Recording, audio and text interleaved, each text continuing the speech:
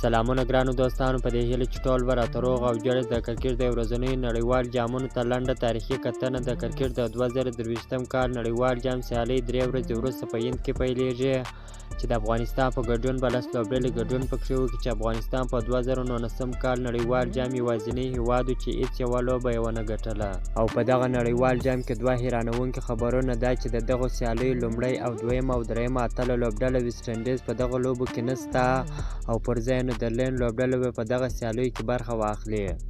د 500 ورځې نړیوال جامونو چې تر ټولو زیات یې ګټلې دي هغه استرالیا ګټلې دي چې 4 ځلې یې ګټلې دي او ویسټ انډیز او هندوستان بیا 2 ځلې د دغه لوبو اتلولۍ ګټلې دي.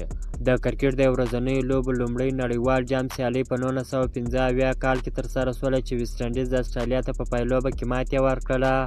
دغه پایلوبه هم په انګلستان کرکټ لوبغاړي کې ترسره شوله.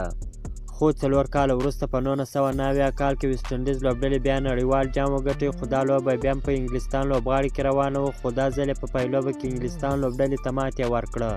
خو د لومړي جام وروسته د کرکټ د ورځنیو نړیوال جام په هرو 4 کلونو کې یو ځل کېږي چې په 1983 کال کې بیا په لومړي ځل هند اتلولي وګټله او پایلوبه بیا په انګلستان کرکټ لوبغاړي کې روانه وه چې هندوستان ویسټ انډیز ته په پایلوبه کې ماتې ورکړله.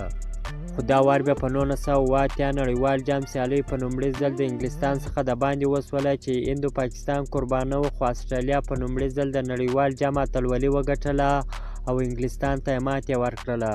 او دا رقم په 1992 کال نړیوال جام سیالۍ په استرالیا کې وسوله چې پاکستان په پایلوبه کې انګلستان ته ماتې ورکړله او د دغو لوبو اتلولي یې وګټله.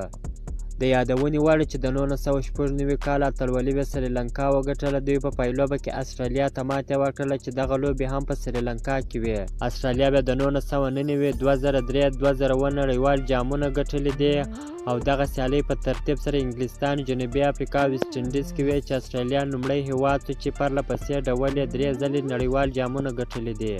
په 2011 کې هند د دویم ځل لپاره اتلولي وګټل. د مهیندر سینګ دھوني په کپتانۍ کې هندوستان په پایلوبه کې سریلانکا ته دا ځل ماتې ورکړله. د 2015 نړیوال جام بیا استرالیا وګټي. استرالیا او نیوزیلینډ د دغو سیالیو په ګډه قربانه وه. استرالیا په پایلوبه کې نیوزیلینډ ته ماتې ورکړله او د 4م ځل لپاره یې د دغو لوبو اتلولي وګټله. خو د 2019 نړیوال جام اتلولي انګلستان وګټله چې دغه سیالۍ په انګلستان او په ویلز کې وې. انګلستان په پایلوبه کې نیوزیلینډ ته ماتې ورکړله. خو افغانستان بیا له 2015 کال را په دې خوا مسلسل په دغه نړیوال جامونو سیالیو کې لوبېږي چې دا 3یم ځل دی چې افغانستان په نړیوال جامونو کې لوبېږي. افغانستان په نړیوال جام کې د افغانستان د بریا په هیله خپل اتلانو ته دعاګانې کوي چې په دغه نړیوال جام کې افغانستان ته ښې لوبې وګټي او افغانستان ته بریاوې راوړي. که مو چیرې دغه ویډیو خوښ شوې ده په چینل کې نوي یاست نو حتما مو چینل هم در سره سبسکرایب کړئ. تر بلې ویډیو پورې د الله په امان.